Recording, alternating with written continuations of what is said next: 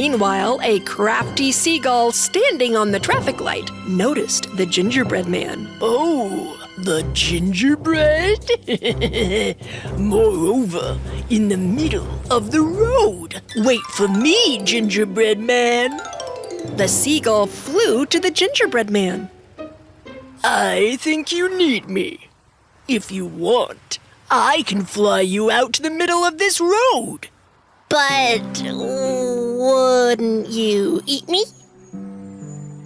Don't worry, I'm full today. I don't want to eat you.